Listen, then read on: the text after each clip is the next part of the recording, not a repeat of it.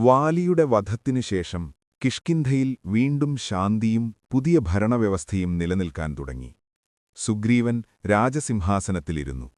അങ്ങനെ പുതിയ തുടക്കം പോലെ വീണ്ടും കിഷ്കിന്ധയുടെ വാനരസൈന്യം ഉത്സാഹത്തോടെ ജീവിച്ചു.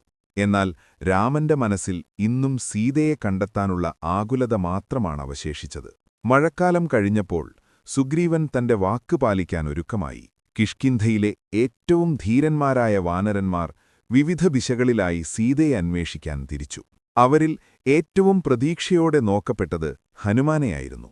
സൂര്യപുത്രൻ, അനശ്വരബലത്തിന്റെ പ്രതീകം, വിവേകത്തിന്റെയും വിനയത്തിന്റെയും ഉദാത്ത പ്രതിനിധി. രാമൻ ഹനുമാനെ സമീപിച്ചു. സീതയെക്കുറിച്ചുള്ള വൃത്താന്തം വിശദമായി പറഞ്ഞു. അവളെ എവിടെയെങ്കിലും ഉണ്ടായാൽ തിരിച്ചെത്തിക്കാൻ അഭ്യർത്ഥിച്ചു. രാമൻ തന്റെ ആഭരണമായ അങ്കുലീയകം ഹനുമാനെ കൈമാറി. ഇതെന്റെ സ്നേഹത്തിന്റെ അടയാളമാണ്. സീതയെ കണ്ടാൽ നീ ഇത് കാട്ടുക. അവളത് തിരിച്ചറിയും. ഞാൻ ഉടനെത്തുമെന്നും അറിയിക്കുക.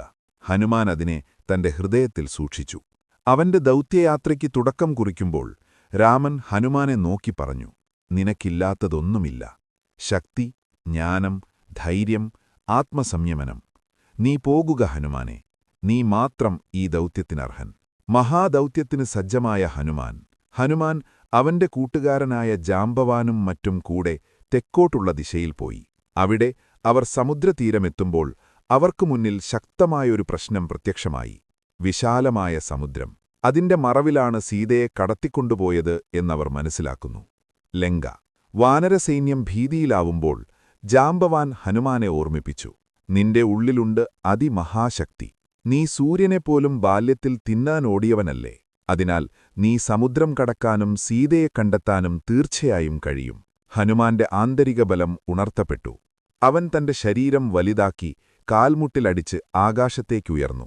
ജയ് ശ്രീരാം എന്ന ചൊല്ലോടെ ആ നീലാകാശത്തിലേക്ക് അതിസാമർഥ്യത്തോടെ പറന്നു.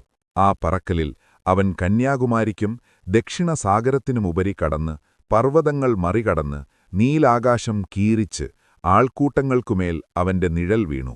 പക്ഷികളും ദേവതകളും ആ കാഴ്ച കണ്ട് സ്തബ്ധരായി. ഈ ദൗത്യം വെറും അന്വേഷണയാത്രയല്ലായിരുന്നു. അത് ധർമ്മത്തിനും സ്നേഹത്തിനും വേണ്ടിയുള്ള ഒരാത്മസമർപ്പണമായിരുന്നു.